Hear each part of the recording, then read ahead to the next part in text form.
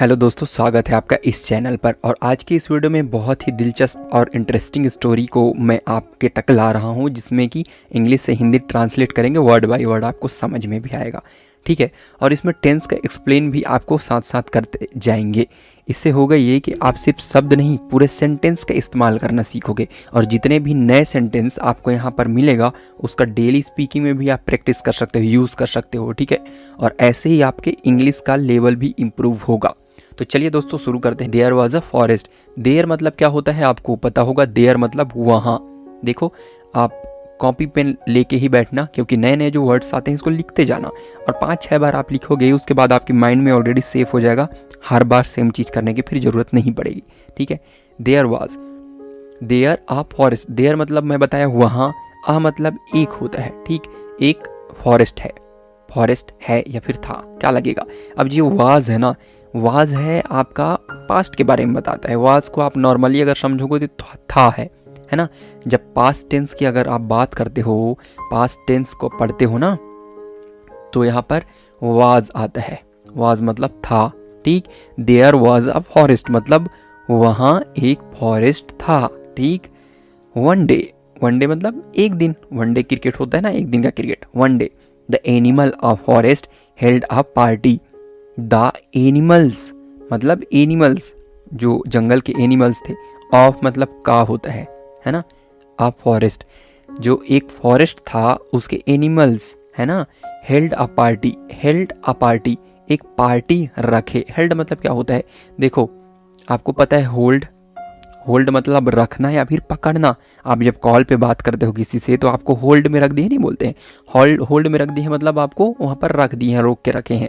तो हेल्ड का यूज़ होता है। लेकिन अगर आप पास्ट में इसका यूज़ करते हैं, कहानियों में यूज़ करते हैं, जो चीज़ हो चुका है उसको बताने में यूज़ करते हैं, तो उसका सेकेंड फॉर्म हो जाता है, वर्ब का सेकेंड फॉर्म लगता है। तो हेल्ड का सेकेंड फॉर्म क्या चीज़ है, सॉरी, होल्ड का सेकेंड फॉर्म क्या चीज़ है, हेल्ड। जैसे हम आज तक पढ़ते आए हैं, गो, वेंट, गोन, एकदम सिंपल चीज़ है ना। इसका मतलब होता है जाना, इसका मतलब होता है गया, और गोन का मतलब जा चुका है। ठीक। तो ये सेकेंड फॉर्म लगा ना। तो सेकेंड फॉर्म किस में लगता है, कहानियों में। जब आप कहानी बताते हैं, अब कहानी तो पुरानी होती है, जो हो चुके हैं उसके बारे में बता रहे हैं, है ना। इसीलिए यहाँ पर क्या लगेगा, held. The animal a forest held a party, क्या रखे, एक पार्टी रखे। टुगेदर, टुगेदर मतलब होता है साथ साथ, सभी साथ साथ एक पार्टी रखे। द एनिमल्स डांस्ड इन गोसिप्ड सून। तो पार्टी में क्या होता है, जो एनिमल्स होते हैं डांस करते हैं। डांस, अब ईडी क्यों लग गया है, क्योंकि डांस का सेकेंड फॉर्म है डांस्ड। डांस करते हैं एंड गोसिप करते हैं। गोसिप मतलब गोसिप, गोसिप मतलब चर्चा करना, इधर उधर की बातें करना। लेकिन डी लग गया है, ईडी मतलब गोसिप्ड, मतलब गॉसिप किए, चर्चा किए। सून जल्दी ही मतलब डांस किए और चर्चा वगैरह करना शुरू किया। सून जल्दी ही मतलब यहाँ पर पॉइंट लगा है, देखो तो यहाँ पर ये बात खत्म हो गया। उसके बाद लिखा है सून मतलब जल्द ही। They started boasting up their qualities. They started मतलब, दे मतलब क्या होता है आपको क्या पता है। दे मतलब, आप अगर दे ऐसे लिखेंगे हिंदी में, ऐसे लिखते हैं दे। अब इसमें आप एक लाइन खींच दो तो क्या बन गया, ये ऐसे वे बन गया।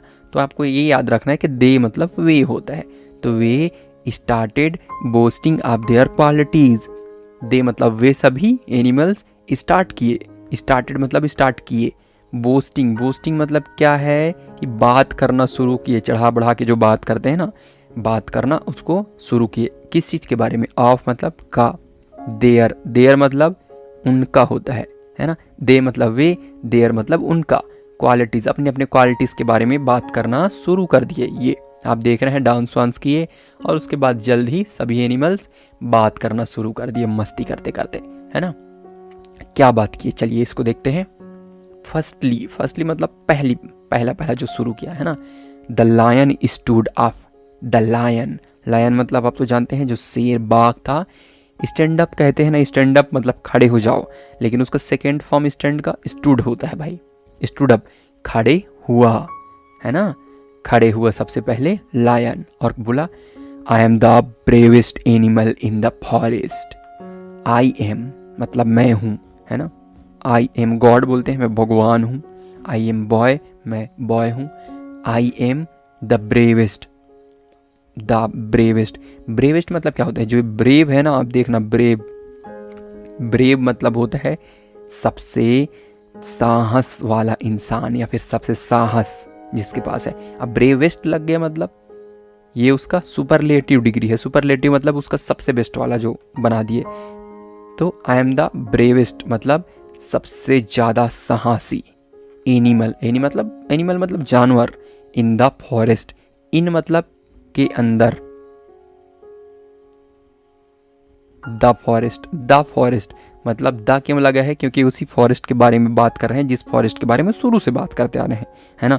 तो जिस चीज़ के बारे में ऑलरेडी बात कर चुके हैं और फिर बात करते हैं तो द लग जाता है वहाँ। My bravery has made me working, तो बोल रहा है माई मतलब मेरा, ब्रेवरी मतलब वही ब्रेव मतलब जो साहस है, जो ताकत है ना, चतुराई है, ब्रेवरी। हैज़ मेड, मेक मतलब बनाना होता है, उसी का सेकेंड फॉर्म है मेड, मतलब मी यूर किंग। यूर मतलब तुम्हारा, राजा, तुम्हारा राजा बनाया। जो मेरा बहादुरी है उसी ने मुझे तुम्हारा राजा बनाया। हैज़ मेड क्या है? हैज़ क्या है? हेल्पिंग वर्ब है। हैज़ मतलब या फिर है मतलब होना होता है, ठीक है। जो मेरा बहादुरी है वही तुम्हारा राजा बनाया। ही सैड प्राउडली, ही सैड मतलब ही मतलब वह, है ना। ये प्रोनाउन है भाई। प्रोनाउन मतलब नाउन के जगह में लगने वाला, संज्ञा के जगह में लगने वाला सर्वनाम होता है। तो नाउन के जगह में लगने वाला प्रोनाउन। ही किसके लिए? ही सैड, ही उसने बोला, किसने? लायन ने। सैड मतलब कहा, से होता है ना। इसका सेकेंड फॉर्म होता है सैड। तो सैड प्राउडली मतलब प्राउडली इसने बोला, है ना। सबसे पहले लायन खड़ा हुआ और बोला कि मैं सबसे ज़्यादा ब्रेव, साहसी जानवर हूँ इस जंगल का, और मेरा ये साहसपन ही, है ना, साहस का होना ही, चतुर का होना ही मुझे तुम्हारा राजा बनाता है, ऐसा बोला। ठीक है, ये एकदम रोल से एकदम ठीक। उसके बाद आगे आती है बात